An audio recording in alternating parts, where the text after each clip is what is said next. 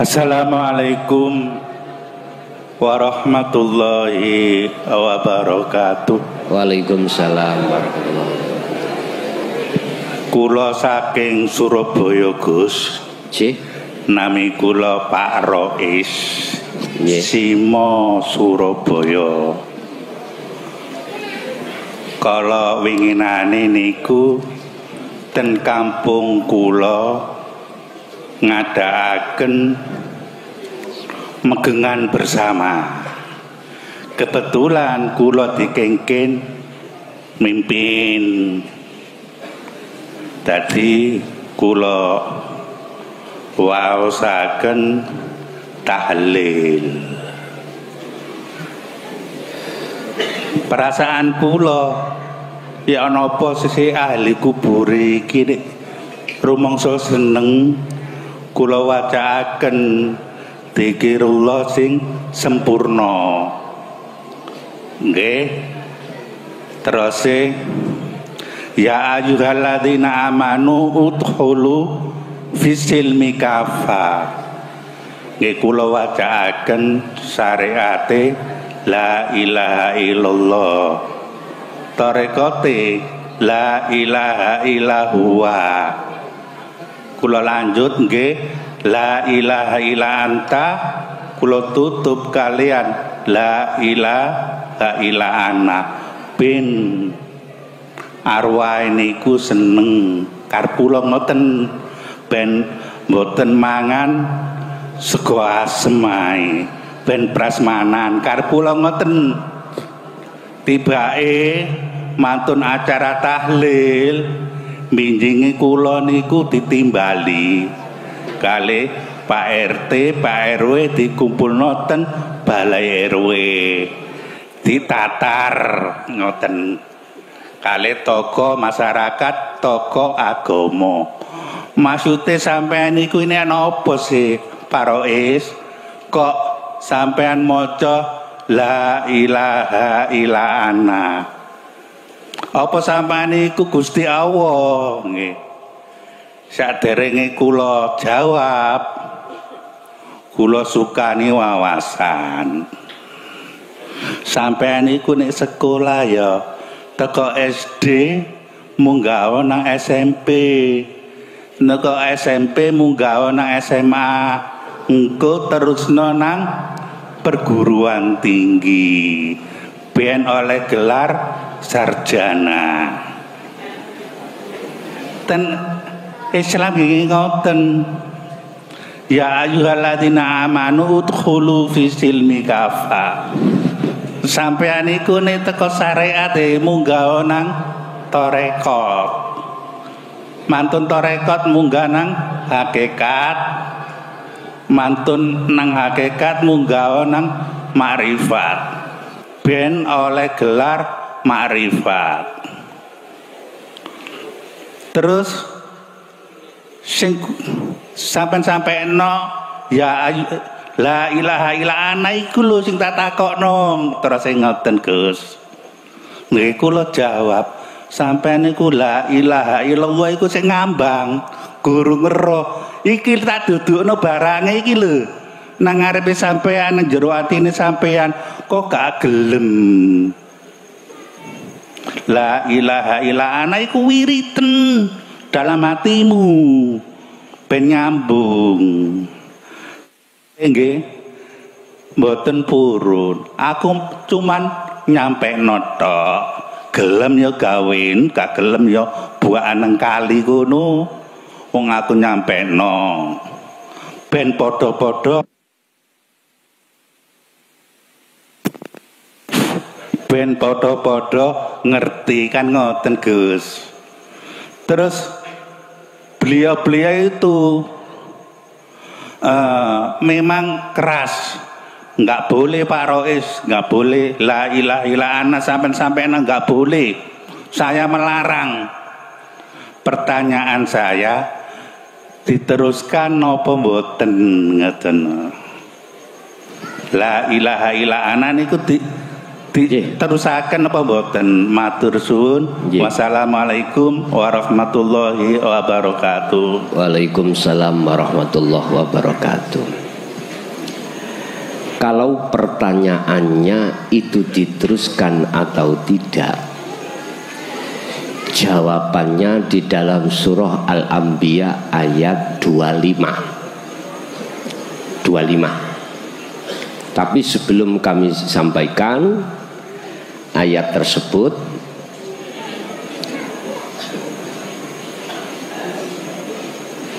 memang kula mboten nyalahke Pak RT, Pak RW, tokoh agama kuwi mau. Sebab apa? Anta wa ana itu tidak terucap. Itu terucap manakala ilmu untuk masuk di anta bagaimana, di ana bagaimana. Ilmunya yang disampaikan anta wa ana rapopo.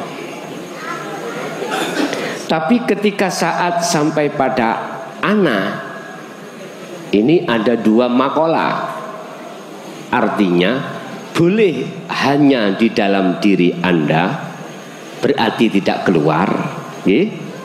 Boleh tidak, artinya boleh untuk yang lainnya, berarti harus keluar. Bon. Dasarnya apakah diteruskan atau tidak, kita lihat di dalam surah Al-Anbiya ayat 25. Wa ma arsalna min qablika mir rasulin illa nuhi ilaihi annahu la ilaha illa ana fa'budun. Muhammad dalam Gusti, aku tidak pernah Allah iki mengutus utusan sebelum dirimu, termasuk dirimu, illa nuhi, kecuali dia harus mengemban wahyu intiku. Artinya apa, Pak? Beliau wajib, para rasul itu menjelaskan maksud la ilaha illa ana itu bagaimana? Wajib. Artinya rasul siapapun tidak ada yang tidak menjelaskan tentang maksud illa ana. Gak ada, semuanya menjelaskan. Semuanya menjelaskan. Sebab dengan ilmu yang dijelaskan tentang illa ana, di belakangnya itu fa'budun, supaya bisa menyembah dengan sebenar-benarnya kepada Allah dengan sebenar-benarnya. Lah, untuk menjelaskan tentang illa ana, proses awalnya itu anta dulu. Bagaimana anta itu? Dikupas. Akhirnya di dalam anta itu engkau atau kamu. Berarti kalau kita bicara kamu dalam arti bahasa, berarti dekat. Kalau huwa jauh, apalagi apalagi Allah, nama. Makanya sering saya katakan, selama ini saya bicara Mbak Desi Ratnasari, tapi wujudnya gak tahu ketemu. Apakah itu dikatakan cinta yang benar? Tidak, gak bisa.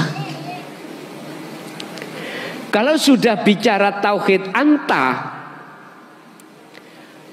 sudah merasa kalau Allah itu dekat pada kita, maka kita ada dalam hati akan muncul satu kesadaran bahwasanya kita selama ini menjauh dari Allah, mengatakan Allah jauh, kita berlaku zalim pada Allah. Sehingga mengapa dalam surat Al-Anbiya 87, subhanaka inni kuntu minadz zalimin, merasa zalim selama ini kita, kesadaran ada karena Allah sudah dekat. Nah, Disitulah nanti ada yang namanya tahapan-tahapan di dalam anta. Pertama, di situ nanti kita akan dimasukkan di dalam tahapan su'aul basyirah.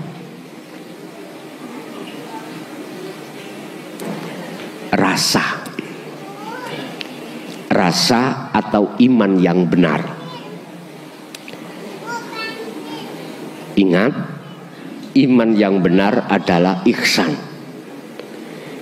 Inilah proses perjalanan Anda untuk menafikan diri. Ruh, di dalam ruh ada imanul haq, rasa tadi. Di dalam imanul haq itu ada nur makrifat.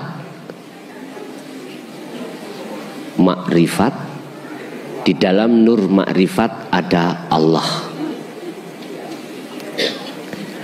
Ruh akan bisa sampai bertemu Allah melewati ruh itu harus masuk di dalam imanul haq, rasa. Kalau kita bicara rasa itu enggak pernah bohong. Kalau ini wedang kopi mesti terasa kopi. Kalau ini wedang degan ya terasa degan. Kalau enggak percaya jajal. Iya.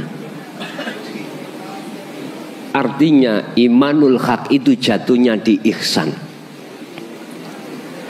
Jatuhnya di ihsan. Ihsan itu benar.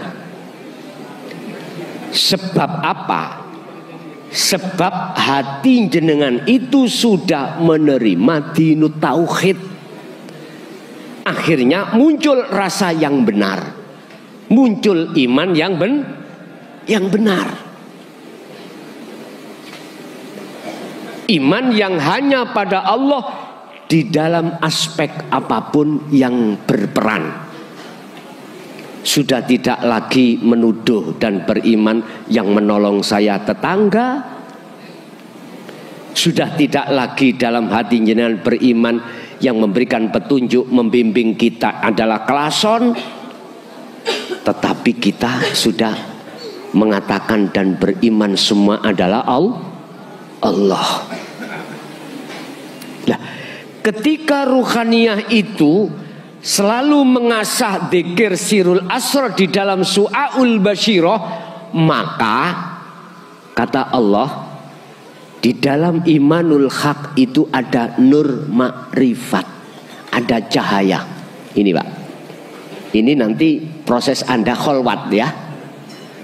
Kalau secara khusus nanti Anda akan menemukan satu cahaya makrifat masuk di dalam satu alam yang Anda tidak tahu siapa-siapa. Alam yang tak terbatas, padang, terang benderang, enggak panas, tapi terasa dingin. Tidak ada siapa-siapa. Itu kalau nanti sudah kholwat. Loh, di dalam nur makrifat itu ada Allah. Laksana gini Pak, kegelapan alam muhadharah ini kita bicara masalah jasmaniah ya. Tadi kan secara rohaniah. Jikalau lampu ini tidak dinyalakan, mesti gelap. Kalau gelap kita tidak bisa melihat apa. Lah, bisanya kegelapan ini akan hilang, maka wajib didatangkan cahaya lampu ini. Ya, cahaya lampu ini akan datang manakala listriknya tidak mati.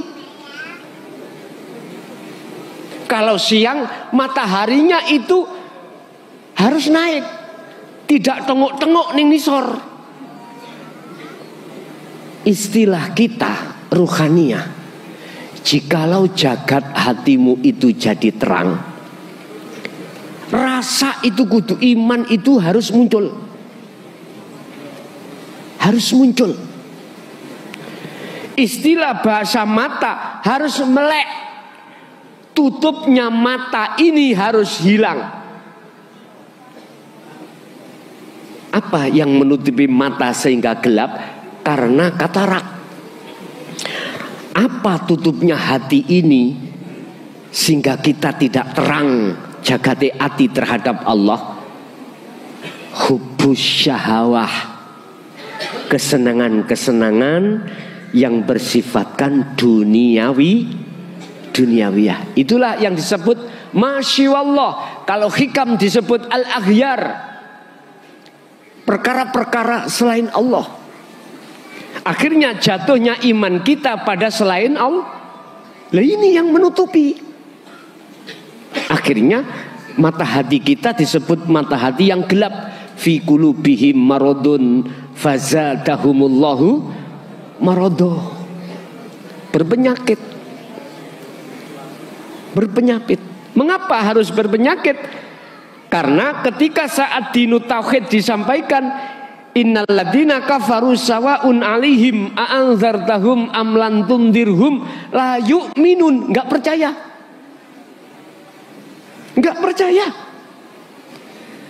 Sehingga ketika kita tidak percaya, khatamallahu ala qulub, Allah mengunci, menutup hati kita. Dengan apa? Ya dengan kealiman kita, dengan kesugihan kita, kekayaan kita, dengan merasa kita lebih baik daripada orang lain. Tak simpulkan dengan keakuan diri kita yang ada. Inilah Pak, Allah mengunci, Allah menutupi hati kita dari nyatanya Allah. Nah, biar itu dibuka oleh Allah, iman kita jangan menghadap selain Allah. Iman kita harus hanya pada Allah ini. Otomatis kita harus percaya dengan apa yang disampaikan oleh Allah lewat Kanjeng Nabi utusannya yang sekarang diteruskan oleh tabi'ina sholihin. Itulah ku sebut sebagai guru akhirat kita.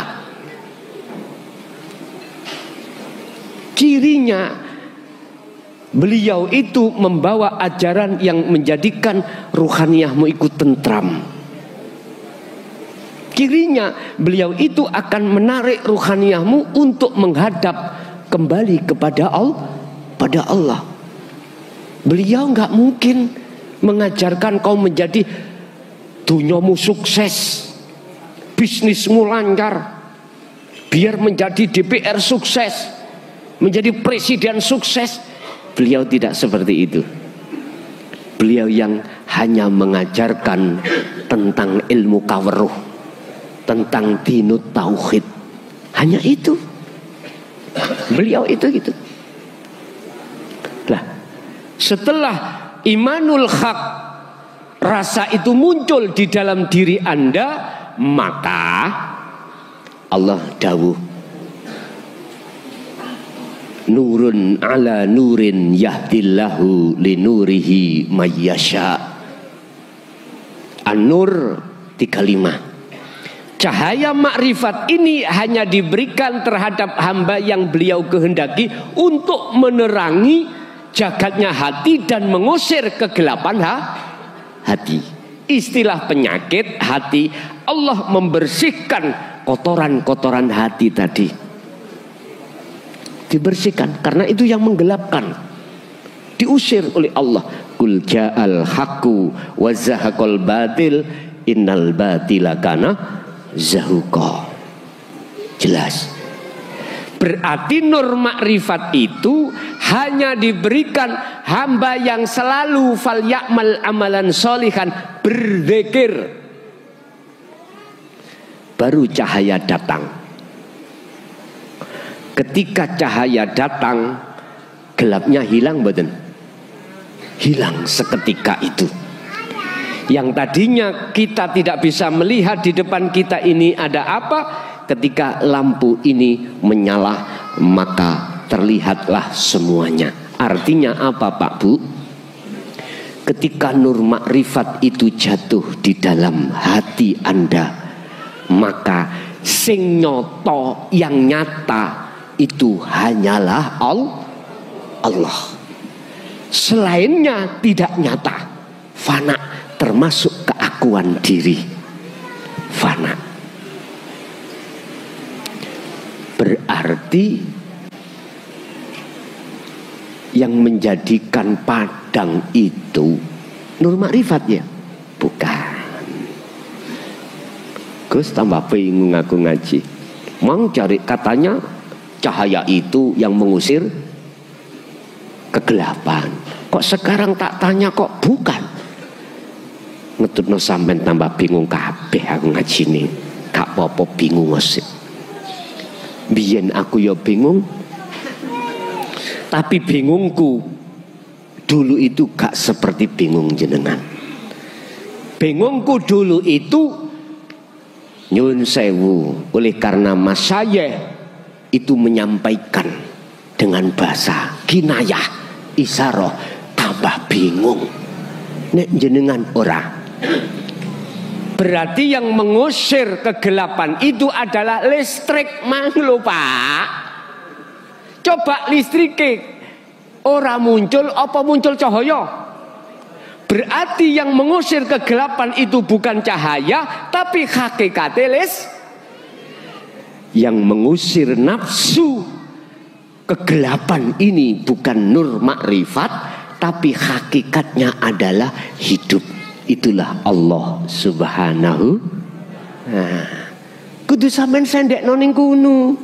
Memang secara dohir proses keilmuan ini ruh imanul haq nur makrifat seperti cahaya ini yang menghilangkan padahal nur makrifat yo si makhluk.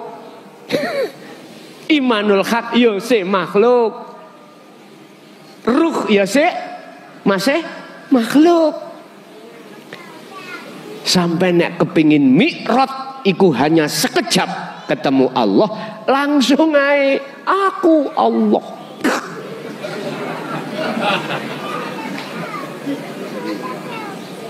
Iku nanti dengan sendirinya akan muncul tanpa jenengan rencanakan.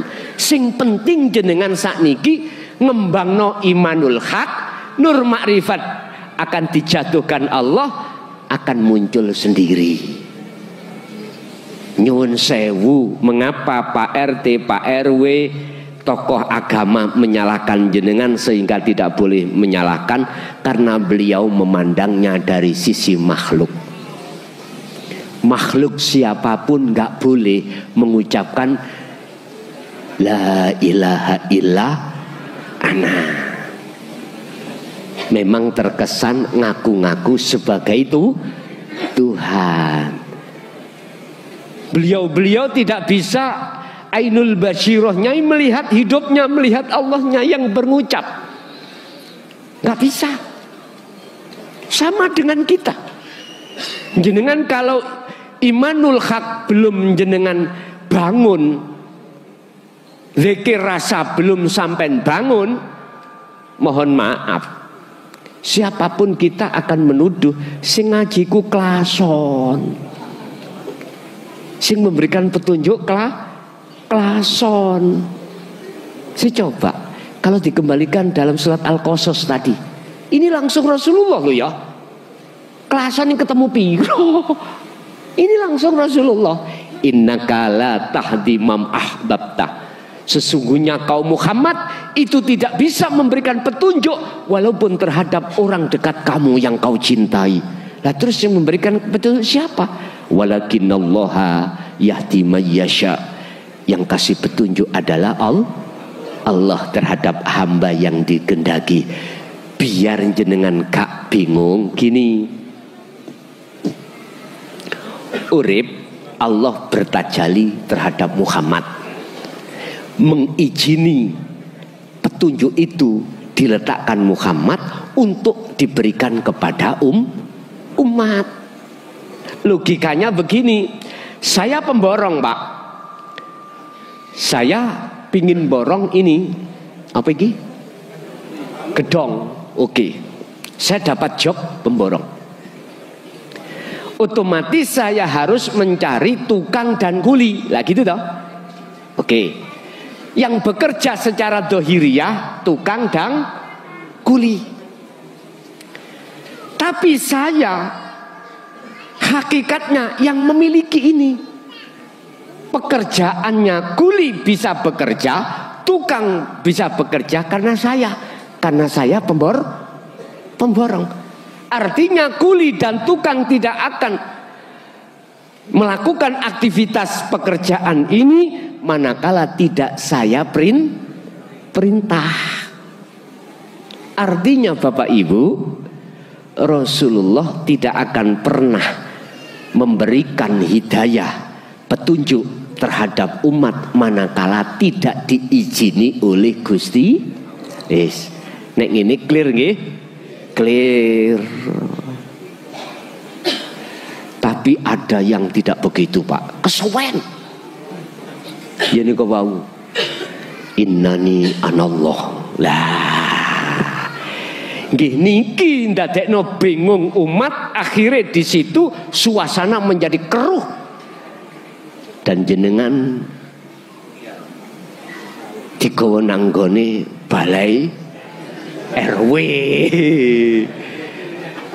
Nek pertanyaannya, apakah ini saya teruskan? Melihat dari surat Al-Anbiya 25, wajib Rasulullah itu menyampaikan maksud la ilaha illa ana. Wajib. Tapi sampean proses. Nek mboten sampean proses, kalau tidak kita terangkan secara proses, bingung wong-wong niki. Jadi kita proses dari anta menuju ke ana, baru lanjutkan.